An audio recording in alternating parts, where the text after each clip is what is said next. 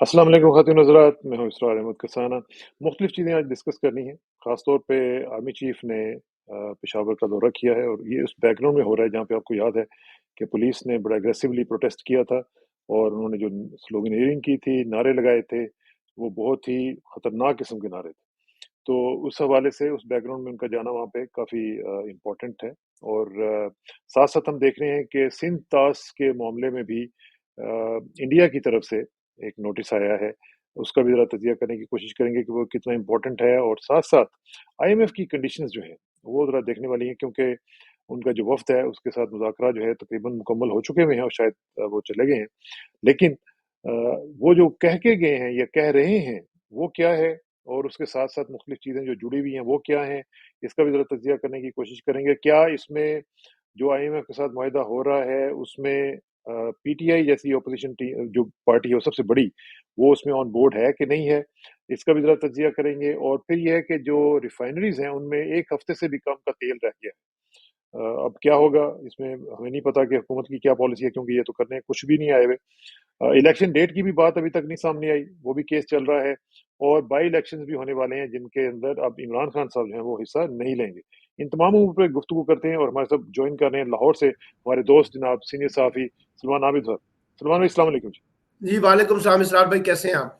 अल्हम्दुलिल्लाह सलमान भाई सबसे पहले तो मुझे ये बताएँ कि आपकी नज़र में आर्मी चीफ का पेशावर का जो दौरा है, ये उस दिन भी वो गए थे जिस दिन अटैक हुआ था और उसके बाद फिर आप दोबारा गए हैं। तो इसकी क्या इम्पोर्टेंस है और इससे क्या वो अचीव करके आए हैं?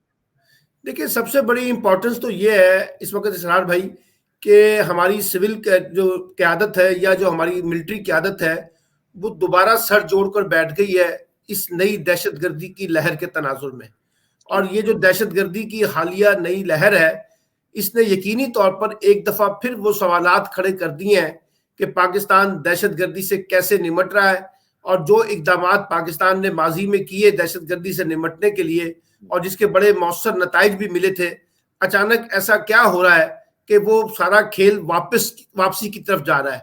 अच्छा, अब इसके ऊपर जो हमारी मिलिट्री लीडरशिप है, उसकी सेंसिटिविटी तो बहुत ज्यादा पाई जाती है, क्योंकि अगर आपने पॉलिटिकली और इकोनॉमिकली स्टेबल होना है तो यकीनी तौर पर आपको दहशतगर्दी से हर सूरत में निमटना होगा। हुँ, अब इसमें जो बड़ा बुनियादी मसला आ रहा है, जो हम गलती कर रहे हैं और हमें समझ नहीं आ रही, वो है अफगानिस्तान हुकूमत के साथ ताल्लुकात कार। मेरा जाती तजिया यह है इसरार साहब कि जो पिछले 9 महीनों में आपने देखा कि पाकिस्तान ने कोई सीरियस एफर्ट्स नहीं किए हैं अफगानिस्तान से अपने ताल्लुकात को बेहतर बनाने के हुँ, हवाले से। मसलन आप देखिए कि वजीर खारजा बिलावल भुट्टो साहब जो है, वो पूरी दुनिया के वो विजिट दफ़ा कर नहीं किया, हाँ चुके जी। हैं, अमेरिका के कई विजिट्स कर चुके हैं, लेकिन उनको काबुल जाने का मौका नहीं मिल सका, यानी उन्होंने उसके लिए काबुल जाना मुनासिब नहीं समझा। इसी तरीके से जो हमारे यहाँ एक जमाने में आपने देखा कि मिलिट्री लीडरशिप के दौरे होते थे काबुल के अंदर उनको इंगेज करने हाँ, के लिए, हमें पिछले 9 माह में वो भी नजर नहीं आए। अच्छा, इस वजह से काबुल के अंदर जो इस वक्त अफगान तालिबान की हुकूमत है, उनके साथ भी मुझे लगता है कि हमारे कुछ फासले पैदा हो गए हैं। अच्छा, हुँ, जब तक टीटीपी का मामला जो है ना, मैं इसको बराह रास्त लिंक करता हूं अफगान तालिबान हुकूमत के साथ। जब तक आप उनके साथ अपने मामला को दुरुस्त नहीं रखेंगे और उनके साथ अपने अपने आप को सेम पेज पे नहीं लाएंगे, शायद आप टीटीपी का मुकाबला ना कर सके। महज यहां से ये बयान दे देना कि जनाब हम अफगान सरजमीन जो है वो पाकिस्तान के खिलाफ दहशतगर्दी के लिए इस्तेमाल नहीं होगी, काफी नहीं है। इसके लिए आपको उनके साथ ज्यादा इंगेजमेंट की पॉलिसी अपनाने हुँ, की जरूरत थी। और अब तो सूरत हाल ये है कि हम एक बैशिंग गेम कर रहे हैं और बार बार सारी सूरत हाल का जिम्मेदार अफगान तालिबान को करार दे रहे हैं। आपने देखा कि जिस तरह से सानिया पिशावर हुआ, तो फौरी तौर पर हुकूमत का रद्दमल क्या था? हुकूमत का रद्दमल यह था कि ये इमरान खान का किया धरा है। हुँ, अब वो इमरान खान के किया धरा में अफगान तालिबान के साथ उनकी एसोसिएशन को जोड़ते हैं, तालिबान के साथ उनकी हमदर्दी को जोड़ते हैं और कहते हैं कि जो कैदी रहा किए गए थे वो इमरान खान ने रहा किए थे। तो ये सारा हुँ, मामला जब आप डाल रहे हैं, तो आपने देखा कि जो अफगान वजीर खारजा है, उनका एक बड़ा सख्त बयान आया है। उन्होंने कहा कि पाकिस्तान अपने हुँ, दाखिली मामला को खुद ठीक करे, सारा हाँ, मलबा हम पे डालने की कोशिश ना करे। तो मुझे लगता यह है कि ये जो कौमी सलामती कमेटी के इजलास हुए हैं, या अभी नेशनल सिक्योरिटी काउंसिल के कॉन्टेक्स्ट में, और या जो अभी कौमी जमाती कॉन्फ्रेंस बुलाई जा रही है, कुल जमात इसके हाँ, अंदर बुनियादी तौर पर यह बात करने की जरूरत है कि हम अफगान हुकूमत को कैसे इंगेज करें और अफगान हुकूमत के साथ किस तरह से बातचीत के प्रोसेस को आगे बढ़ाएं। ये रिएक्शनरी नहीं होगा, एक बात याद रखिएगा। क्योंकि इंडिया ये चाहता है कि अफगान हुकूमत और पाकिस्तान के दरमियान ताल्लुकात खराब हो। अगर आपने एक रद्द-ए-अमल की सियासत की, एक रिएक्शनरी सियासत की, तो और तो वो उसमें कामयाब हो जाएंगे। तो उसके साथ इंडिया को ज्यादा फायदा होगा, पाकिस्तान को कम होगा। लेकिन ये जो इसीलिए एपीसी होने जा रही है, जो लेकिन जो पाकिस्तान की मिलिट्री एपीसी, एस्टेब्लिशमेंट जो है वो जरा आहिस्ता आहिस्ता चलना चाहती है, लेकिन इसमें हमारी जो सिविल क़यादत है उसका रोल मुझे और वजीर खारजा का कोई रोल उस तरह से नजर नहीं आ रहा। लेकिन जो एपीसी होने जा रही है उसमें अगर इमरान खान साहब शिरकत नहीं करते या उनकी पार्टी शरीक नहीं होती है तो वो कितनी मीनिंगफुल होगी?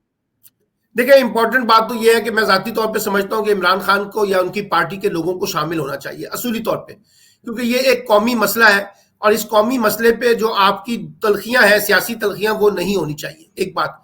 अच्छा, लेकिन मसला ये है कि एक तरफ तो प्राइम मिनिस्टर जो है वो इमरान खान साहब को दावत दे रहे हैं और दूसरी तरफ जो है वो सानिया पेशावर का सारा मलबा जो है वो इमरान खान के ऊपर डालने की कोशिश कर रहे हैं।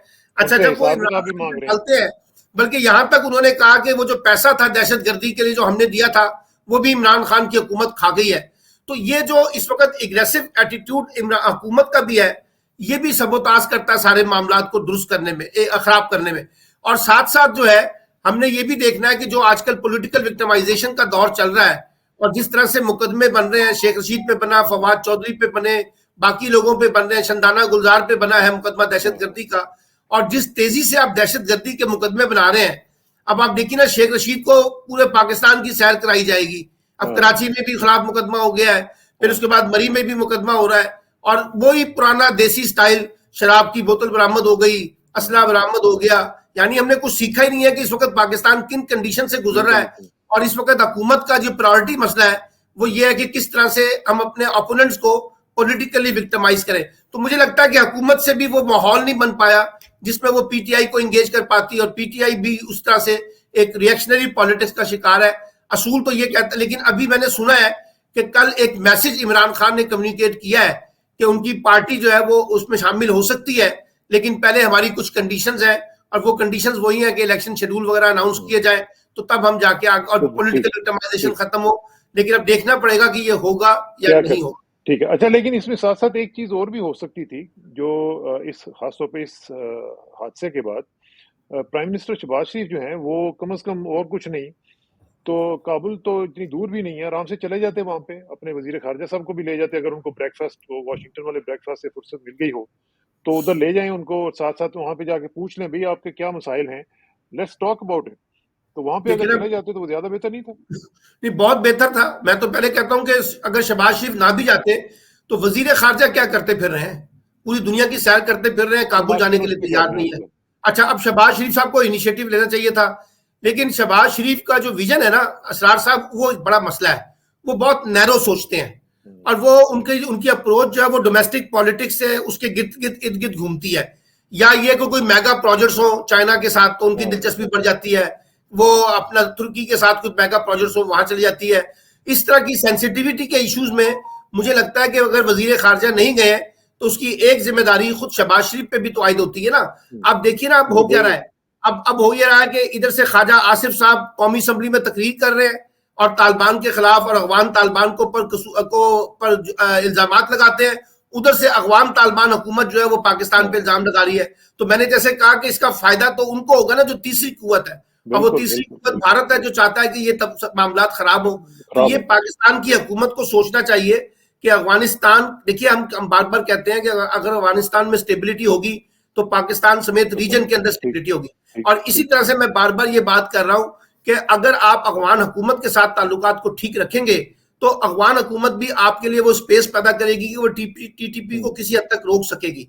अगर वो नहीं रोकेगी तो फिर टीटीपी भी हमारे हाथ में नहीं आएगी, क्योंकि टीटीपी को भी ये पता है कि हमें अफगान हुकूमत की किसी ना किसी शक्ल में सपोर्ट हासिल है। तो हमें एक बीच का रास्ता निकालना था, लेकिन हम बीच का रास्ता निकालने की बजाय रिएक्शनरी पॉलिटिक्स को पैदा कर रहे हैं। ठीक। अच्छा, आईएमएफ की तरफ आ जाते हैं कि आईएमएफ का जो वफ्द आया हुआ था, मैं उसकी जो फुटेज थी वो देख रहा था और उधर से पता चल रहा था कि हम लोग कितने बड़ी मजबूर हालत में वहां पे बैठे हुए थे और किस तरीके से वो लोग एक डिक्टेशन टाइप दे रहे थे। तो एक तो ये हैरानी हुई मुझे, दूसरा ये था कि जो कंडीशनैलिटीज लगा के जा रहे हैं वो अगर वो मुआहदा कर लेते हैं और हम लोग, जाहिर है कि साइन करना पड़ेगा हमें, तो उसमें जो कंडीशनैलिटीज़ हैं, वो तो बड़ी भयानक किस्म की हैं कि जी आप इतनी महँगाई करेंगे, इतना आप जनरल सेल्स टैक्स लगा देंगे, आपके ये टारगेट्स जो हैं वो अचीव ना हुए तो हम ये कर देंगे। और साथ-साथ हम ये भी देख रहे हैं कि उन्होंने मुख्तलिफ जो इवन एम्प्लॉइज़ जो हैं ग्रेड 17 से 22 तक के लिए उन्होंने कह दिया जी कि आप उनके एसेट्स जो हैं वो डिक्लेरेशन करें। मेरा ख़्याल है कि ये तो एक बड़ी अच्छी तजवीज़ है कि चलें इसी बहाने उनके कहने पे अगर हो जाए, इसमें मज़ीद भी कुछ लोगों को शामिल करना चाहिए था, बल्कि मैं तो समझता हूँ कि अफ़वाज के लोगों को भी शामिल करना चाहिए था, जजेस को भी शामिल करना चाहिए था, किसी को भी इस्तिस्ना नहीं देना चाहिए। तो आपका क्या इस बारे में ख़्याल है? जी। देखिए, पहली बात तो ये है कि खुद मुख्तारी और जो आपकी सेल्फ कॉन्फिडेंस होता है ना हुकूमतों का, वो होता है आपकी इकोनॉमिक एम्पावरमेंट की बेसिस के ऊपर। हम तो इस वक्त इकोनॉमिकली बहुत वर्स्ट पोजीशन के ऊपर है सर साहब। और जब प्राइम मिनिस्टर ये कह रहा हो कि हमारे हाथ भी बंधे हुए हैं, हमारे पैर भी बंधे हुए हैं, हमें मफलूज कर दिया गया है और हम आईएमएफ के साथ बात किए बगैर, उनकी शरायत को माने बगैर कुछ नहीं कर सकते, तो आप अंदाजा लगा लें कि हमारी पोजीशन कहाँ पे खड़ी है और आईएमएफ की पोजीशन कहाँ पे खड़ी है। हम खुद ही विड्रॉल की पॉलिसी के ऊपर है कि हमारे हाथ में कुछ नहीं है, एक बात। दूसरी बात ये है, ये पहली दफा मैंने देखा है अपनी जिंदगी में, जब से मैं रिपोर्टिंग वगैरह ये सब चीजें करता था, तो पहली दफा अकाउंटेबिलिटी और ट्रांसपेरेंसी का पॉइंट जो है ना वो बहुत ज्यादा एम्फेसाइज किया है आईएमएफ ने। अच्छा, ये क्यों किया है, इसका क्रेडिट भी आप इमरान खान को दें। यानी ये पिछले इतने अरसे में हमने जो बार बार ट्रांसपेरेंसी और अकाउंटेबिलिटी के मैकेनिज्म्स पे डिस्कशन की है, और यहाँ तक इमरान खान ने कहा था कि जो बाहर से पैसा आता है इसका ऑडिट होना चाहिए, कहाँ खर्च होता है, एक बात। दूसरा, अब देखिए दुनिया बदल चुकी है, हम 2023 में खड़े हुए हैं इसरार साहब। दुनिया ये देखती है कि एक ऐसा मुल्क जो हम पे हमारे पास आके बैगिंग करता है, हमसे पैसे मांगता है और हमसे कहता है कि हमारे हाथ बंधे हुए हैं, पैर बंधे हुए हैं, आप हमारी माशी सपोर्ट करें। लेकिन जब वो ये देखते हैं कि इनकी जो गवर्नेंस का स्टाइल है वो बड़ा शहाना है, बादशाहत पर मबनी हुक्मरानी का निजाम है, तो ये पैसा जो लोगों के नाम पे लेते हैं ये खर्च कहाँ करते हैं। तो ये सवालात दुनिया में और इस वक्त पूरी वर्ल्ड पॉलिटिक्स के अंदर जो सिविल सोसाइटी और जो थिंक जानते हैं टैंक्स ना इनको, जनरेट कर रहे हैं, इनको हमसे ज्यादा जानते हैं। जी, वो ये डिबेट जनरेट कर रहे हैं दुनिया कि जनाब अब आप इस तरह की जो इमदाद है उसको अकाउंटेबिलिटी और ट्रांसपेरेंसी के साथ इंगेज करें। इसलिए कल एक बड़ा नुक्ता जो है ना वो अकाउंटेबिलिटी और ट्रांसपेरेंसी का था। और ये जो भी आपने कहा ना 17 से लेके 21 ग्रेड के अफसरों के असासे डिक्लेयर करें, इसको भी आप उसी तनाजुर में देखने की कोशिश करें, एक बात। दूसरा, उनका साइज ऑफ गवर्नेंस के ऊपर बहुत सीरियस कंसर्न है। उनका ख्याल यह है कि आपका जो साइज ऑफ गवर्नेंस है वो बहुत बड़ा है। अब आप देखिए, अभी परसों हमने एक नया वजीर एक और बना दिया है, ठीक है ना जी। यानी इतनी फौज दर फौज हम बनाते जा रहे हैं, हमारा शाहाना स्टाइल है, तो उसके ऊपर भी बड़े सवालात है। तीसरा, देखिए बात यह है कि आईएमएफ अपनी कंडीशंस लेके आता है। आईएमएफ का ख्याल यह है कि आप हमें ये तमाम शराइत पूरी करें। अच्छा, अब इसका मुकाबला कैसे कर सकते थे? इसका मुकाबला करने का तरीका यह है कि आप अपना अंदाजे हुक्मरानी जो है उसको रिविजिट करें। वो तो हम करना नहीं चाहते। अच्छा, हम चाहते हैं कि सारा का सारा बोझ जो है वो आम आदमी के ऊपर पड़ जाए टैक्सों के नाम पर, और इनडायरेक्ट टैक्सेस के ऊपर। डायरेक्ट टैक्सेस हम लगाने के लिए तैयार नहीं है। एक खास रूलिंग एलीट है जो अपने ऊपर टैक्स लगाना नहीं चाहती, उसमें हुक्मरान है। और बदकिस्मती ये है कि हमारी जो पॉलिटिक्स है उसमें कारोबारी तबका और पॉलिटिशियन का आपस का एक नेक्सस बन गया है, जिसकी वजह से हमें ये सारे प्रॉब्लम फेस करने पड़ रहे हैं। अच्छा, अब आईएमएफ की शराइत पे अमल करते हैं, जो कि प्राइम मिनिस्टर ने कल कह दिया है कि हम जा रहे हैं अमल करने के लिए, और साथ साथ उन्होंने कह दिया कि कौम को कड़वी गोलियां खानी पड़ेंगी। अब मैं कहता हूं ये कौम को कितने अरसे तक कड़वी गोलियां खिलाएंगे? 75 वर्ष से तो कड़वी गोली आवाम ही खा रही है ना। हमारा हुक्मरान तब तक कड़वी गोली नहीं खा रहा ना, जिनको खानी चाहिए, जिनकी बरात वापस होनी चाहिए, जिनकी लग्जरियां वापस होनी चाहिए। उसमें फौज भी है, उसमें जुडिशरी भी है, उसमें ब्यूरोक्रेसी भी है, उसमें कारोबारी तबके को जो मरात, यानी हर तरीके से आपको डील करना होगा ना। तो मैं बार बार एक जुमला कहता हूं कि हमें इस वक्त माशी तौर पर एक कैंसर का मर्ज है, और उसका इलाज जो है वो हम डिस्प्रीन की गोली से करने की कोशिश करेंगे या पुराने रवायती और ट्रेडिशनल तरीके से करेंगे, तो वो अब दुनिया नहीं मानेगी। अब देखिए, एक जो बड़ी दिलचस्प बात आई है, किसी भी वक्त दोस्त ममालिक जो हमारे इस्लामी ममालिक हैं, उन्होंने हम पे कोई कंडीशन नहीं लगाई थी पैसे देते वक्त। पहली दफा सऊदी अरब ने कहा कि आप अपने टैक्सेशन का रिफॉर्म्स करें। अब मैंने ये बार बार कहा या लिखा भी है, कोई दुनिया का मुल्क, चाहे वो इस्लामी है चाहे वो नॉन इस्लामी है, वो आपको डायरेक्ट सपोर्ट नहीं करेगा उस वक्त तक जब तक आपके आईएमएफ का फ्रेमवर्क के अंदर आप अपने आप को एडजस्ट नहीं करेंगे। अब दुनिया ने अपनी इमदाद जो है, आईएमएफ ने उन तमाम ममालिक को कह दिया कि जनाब आप उस वक्त तक इमदाद किसी मुल्क को नहीं दे सकते जब तक ये हमारी कंडीशंस के दायरे कार में फ्रेमवर्क में रहकर काम नहीं करेंगे। अच्छा, एक तो ये बात है। अब आपने सवाल उठाया था कि क्या इमरान खान साहब जो है इस सारे मामले में ऑन बोर्ड है। मुझे जाती तौर पे इंफॉर्मेशन है कि पिछले 1-1.5 माह पहले कुछ लोगों ने जो माशी माहिरीन है उन्होंने इमरान खान से मुलाकात की थी on the behalf of IMF, और उन्होंने इमरान खान को कॉन्फिडेंस में लेने की कोशिश की थी।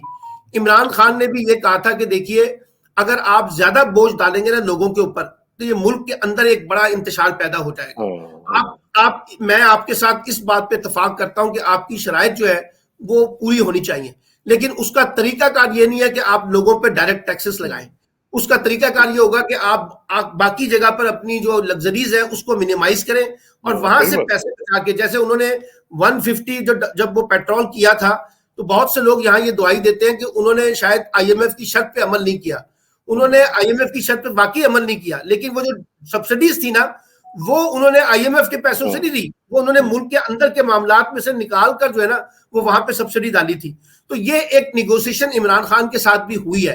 अब मुझे अच्छा, लेकिन उनको एक बात का एहसास है IMF वालों को कि अगर हमने यहाँ इमरान खान को भी ऑन बोर्ड ना लिया तो ये जितना कुछ हम कर रहे हैं आने वाली इस हुकूमत जो है वो तो इसको सबोताश भी कर सकती है। तो यही वजह है जिसकी वजह से मैं ये पूछना चाह रहा था कि इमरान खान साहब को ऑन बोर्ड लेना या एक जिस तरह बकौल उनके कि एक पॉलिटिकल कंसेंसस होना चाहिए। पॉलिटिकल कंसेंसस तो ऑब्वियसली सारी पार्टियां तो एक तरफ हैं, बाहर तो सिर्फ इमरान खान है, तो इमरान खान का पॉलिटिकल कंसेंसस में आना उनके लिए ज्यादा इंपॉर्टेंस रखता है। और साथ ही साथ अब इमरान के लिए भी एक चिप उनके पास आ जाएगी, बार्गेनिंग चिप आ सकती है कि वो कहें जी ठीक है मैं इसकी सपोर्ट करने के लिए तैयार हूं, लेकिन आप हमें इलेक्शन की डेट दें, फ्री एंड फेयर इलेक्शन को इंश्योर करें और फिर हम इसको सपोर्ट करने के लिए तैयार हैं। तो क्या देखिए, मैंने आपको कहा था ना, पहले भी कहा था कि कुछ बातें पसे पर्दा हो रही होती हैं, ठीक है ना। अभी लेटेस्ट इतला ये है कि फिर एक दफा जो है ना एस्टेब्लिशमेंट ने इमरान खान से राब्ता किया है और ये कहा है कि हम इलेक्शन डेट देने के लिए तैयार हैं, लेकिन कुछ कंडीशंस हमारी भी उसको देखने की कोशिश करें। और उसमें कहा यह जा रहा है कि इमरान खान को कहा गया, तो इमरान खान ये जो खासतौर पे आपको पता है DGISI की अपॉइंटमेंट का इशू था और कुछ और अफसरान की अपॉइंटमेंट का इशू था, तो कहा ये सब कुछ भी हो जाएगा। तो उन्होंने कहा नहीं, आप करें या ना करें ये आपका जाती मसला है, अब मैं इस मामले में मुदाखलत नहीं करना चाहता। तो इसलिए वहां पर भी अभी निगोशिएशन चल रहा है। और जो मैंने कल आपको कहा कि वो APC में शिरकत के लिए भी उन्होंने कहा कि ठीक है हमारी कुछ कंडीशंस हैं, तो ये गुफ्तगू का प्रोसेस जो है ना वो नतीजा निकले या ना निकले, आमतौर पे हमारे यहाँ जो एस्टैब्लिशमेंट असल में ना सलमान भाई प्रॉब्लम ये है कि ट्रस्ट डेफिसिट अब बहुत बढ़ गया, बहुत ज्यादा बढ़ गया। जब ट्रस्ट डेफिसिट इतना बढ़ जाता है ना तो फिर कोई ना कोई थर्ड पार्टी का बीच में आना जरूरी होता है जाके, ताकि दोनों को एक गारंटीज के तौर पर कोई ना कोई, जैसे होता है ना कि जमानत कुनिंदा, एक गारंटोर, वो जो इस तरह का कोई बंदा ना है ना कोई इंस्टीट्यूशन है इस तरह का जो कि सामने आए और इनको दरमियान में बिठा के और कह जी कि ठीक है हम आपकी बात मानते हैं, आप ये करें, आप हम वो करते हैं।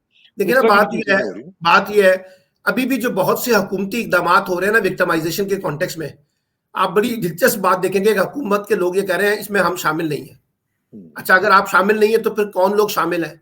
वो डायरेक्टली इनडायरेक्टली मलबा सारा एस्टैब्लिशमेंट के ऊपर डल रहा है, और वो जब मलबा एस्टैब्लिशमेंट पे डल रहा है ना उससे वो डेफिसिट बढ़ता जा रहा है। वो तो डलना ही था, वो तो डलना ही था, वो तो डलना था। अच्छा, वो डलना इसलिए भी था कि खुद इस वक्त जो 13 जमातों का हुक्मरान इत्तेहाद है उनकी पूरी कोशिश है कि किसी तरीके से इमरान खान में और एस्टैब्लिशमेंट के दरमियान फासले जो है वो बढ़ाए जाए, और जितना वो फासला बढ़ेगा उसके बेनिफिशियरी फिर ये रूलिंग एलीट होगी।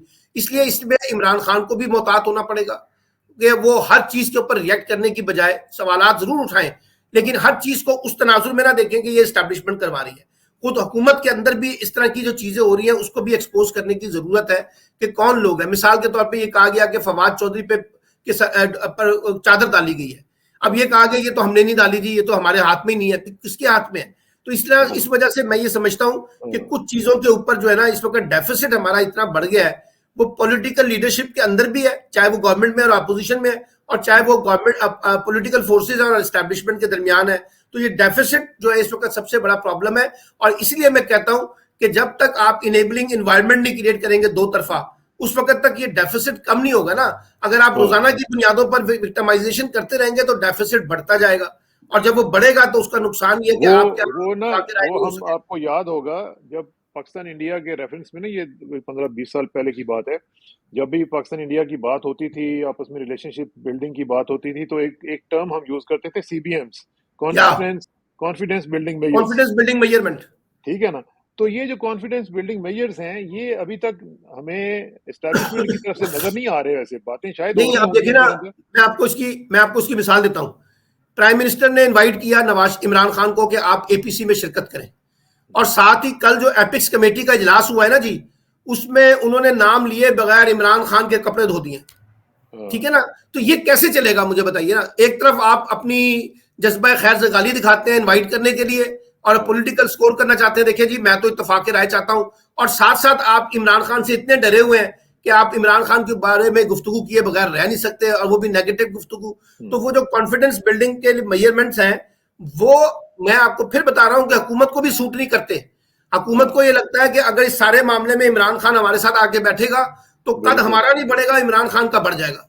इसलिए बहुत से लोग तो अंदर से ये कहते हैं कि इमरान खान को साइडलाइन कर दें। तो मैं ये समझता हूं कि इस वक्त जो है रियलाइजेशन जो है वो पॉलिटिकल फोर्सेस में कुछ जगह पर तो है कि हमें इंगेज करना है, लेकिन मेजॉरिटी जो लोग इस वक्त है वो तो इमरान खान को नाहिल करने के ऊपर तुले हुए हैं, और उनका ख्याल यह कि इमरान खान को डिस्क्वालीफाई करके मुल्क तरक्की कर सकता है और वो मुल्क आगे बढ़ सकता है। वो ये कोशिशें कर रहे हैं, लेकिन सवाल उससे हमारा मुल्क का कोई फायदा होने वाला नहीं है। लेकिन अभी तक हम ये भी देख रहे हैं कि एस्टेब्लिशमेंट की तरफ से एज सच कोई कॉन्क्रीट मेजर्स हमें नजर नहीं आ रहे हैं। ठीक है, अंदर से कोई शायद कोई ऑलिव ब्रांच दी गई हो, या अभी तक हमें कोई एज सच नजर नहीं आ रहा।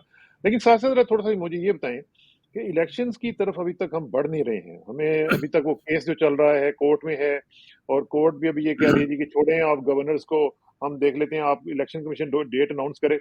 तो साथ साथ हम देख रहे हैं कि मरियम भी एक किस्म की कैंपेन की ऊपर ही चली गई है, तो अंदर से ये भी तैयारी कर रही है।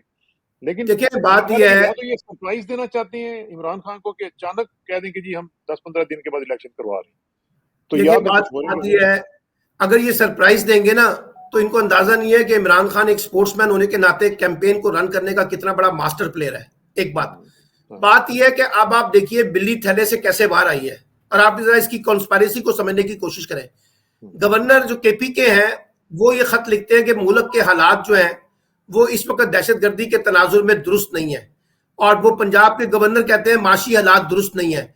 और दोनों का स्टांस देखिए एक ही है कि पहले सियासी जमातों से मुशावरत करें और उसके बाद फिर इलेक्शन कमीशन। अच्छा भाई, दोनों का स्टांस एक जैसा कैसे हो गया? पहला सवाल तो ये है। दूसरी बात यह है कि एक तरफ आप कह रहे हैं कि मुल्क के हालात ठीक नहीं है, उधर से इलेक्शन कमीशन 33 ज़िमनी इलेक्शन के इंतखाबात का ऐलान कर रहा है और उसका शेड्यूल दे रहा है। ठीक है ना जी, इलेक्शन का।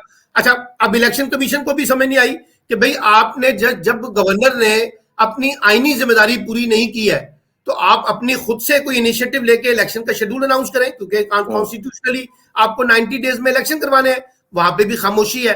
तो वो बात जो आपने की है कि हुकूमत के अंदर कहीं ना कहीं ये बात चल रही है कि हमें इलेक्शन सूट नहीं करते, और अब जब ये IMF की कंडीशंस के बाद जो नया महंगाई का रेला आएगा उसके अंदर तो बिल्कुल सूट नहीं करते इलेक्शन जो है वो करवाए जाए, चाहे वो बाई इलेक्शन हो और चाहे वो सूबाई असम्बली के इंतखाबात हो।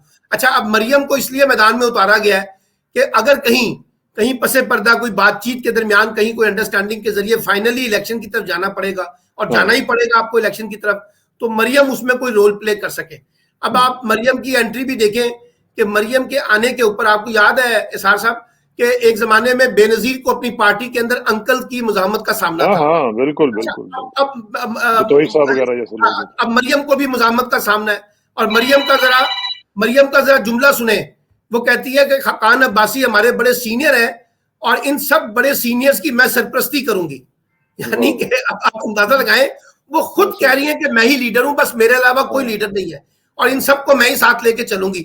तो उसके ऊपर जो पार्टी के अंदर अंकल्स हैं उसमें ख्वाजा आसिफ भी हैं, उसमें राजा जफरुल हक भी हैं, उसमें खाकान अब्बासी भी हैं, उसमें अपना राना तनवीर भी हैं, उसमें ख्वाजा साद रफीक भी हैं। बहुत से लोग हैं जो मेरा ख्याल है कि मामला खराब हो गया। मेरा ख्याल है कि at the end of the day ये सारे अंकल जो है ना, ये सारे अंकल शंकल सब फारिग हो जाएंगे, ये इसी तनख्वाह पे काम करेंगे, आप देख लीजिएगा। नहीं, वो देखिए उसमें खाकान अब्बासी का जुमला बड़ा अच्छा है। उसने कहा कि पार्टी क़यादत ने मरियम के लिए फैसला किया है, हमने अपना रास्ता छोड़ दिया है, हम पीछे हट गए हैं, अब मरियम ये सब कुछ करे। यानी वो विड्रॉल की पॉलिसी पे आ जाएंगे ना, पीछे रह जाएंगे, बैक बेंचेस पे चले जाएंगे। तो कहने का मतलब ये है अभी मरियम के सामने जो सबसे बड़ा क्राइसिस है, वो सबसे बड़ा क्राइसिस तो ये है कि उसके पास कोई बयानिया नहीं है इमरान खान के मुकाबले में, एक बात। और उस बयानिए के अंदर जो सबसे बड़ा चैलेंज है वो माशी तौर पे आपकी हुकूमत लोगों को रिलीफ नहीं दे सकी है। और तीसरे नंबर पे उसके सामने पार्टी के अंदर जो कॉन्फ्लिक्ट्स पैदा हो गए हैं, और ये मैंने आपको प्रोग्राम में पिछली दफा कहा था ना कि राना सनाउल्लाह ने कहा था कि सिर्फ नवाज शरीफ वापस आए तो पार्टी मुत्तहिद रहेगी। अगर नवाज शरीफ नहीं आएंगे तो पार्टी के अंदर प्रॉब्लम आ जाएंगे। अब कल फिर नवाज शरीफ साहब ने कहीं इंडिकेशन दिया है कि अभी फौरी वापसी का तो उनका कोई इम्कान नहीं है। और फौरी वापसी इसलिए नहीं है कि जब मामलात सुधरेंगे, मामलात तय होंगे उनके साथ कोई लेन देन, तो उसके बाद ही नवाज शरीफ साहब वापस आएंगे ना, ऐसे तो नहीं आएंगे। ये जो ज़िमनी इलेक्शन हो रहे हैं, इनमें अब इमरान खान ने कहा कि मैं नहीं कॉन्टेस्ट करूंगा, तो फिर इसकी क्या वैल्यू रह जाएगी? देखिए, इसकी वैल्यू ये है कि पार्टी को कहा गया कि अगर आप चाहते हैं कि आपका केयर टेकर प्राइम मिनिस्टर आए, तो उसके लिए फिर हमें अपनी एक अपोजिशन चाहिए कौमी असम्बली के अंदर। और अगर हम इन तमाम नशिस्तों पे ज्यादा से ज्यादा जीत जाएं, तो उसका मुकाबला 70-75 जितनी भी नशिस्तों में बाई इलेक्शन होंगे 100 में से, तो हम फिर दोबारा जो केयर टेकर प्राइम मिनिस्टर वाला मामला उसमें शुरू हो सकते हैं। और अगर आप जीतेंगे तो फिर वो मामला पीछे की तरफ चला जाएगा, फिर वापस वो उसी पोजीशन पे रहेंगे। तो एक स्ट्रेटेजी तो इमरान खान ने ये अपनाई है कि अगर हुकूमत बजद है बाई इलेक्शन कराने के अंदर, तो हम ज्यादा से ज्यादा नशिस्तों पर इलेक्शन जीतें और दोबारा अपोजिशन का चार्ज संभालें और जाके केयर टेकर प्राइम मिनिस्टर की बात जो है उसको इंश्योर करें।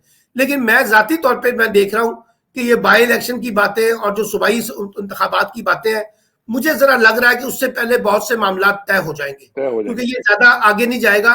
और ये जो तमाशा है ना जी कि आपने बाई इलेक्शन, अब देखिए ना बाई इलेक्शन के बारे में सुन लें आपने कहा कि मार्च में इलेक्शन करवाएंगे। अब ये मार्च और अप्रैल में जाके इलेक्शन खत्म होने हैं बाई इलेक्शन, मिसाल के तौर पे। अब अप्रैल के बाद मई, जून, जुलाई, अगस्त, 4 महीने के लिए अरबों रुपए बर्बाद किए जाएंगे। बिल्कुल, ठीक है ना, ये सूट ही नहीं करता। ये बड़ी अजीबोगरीब इलेक्शन कमीशन की मंतक है कि 4 महीने के लिए जो है हम अरबों रुपए खर्च करके नए लोगों को लेके आएंगे।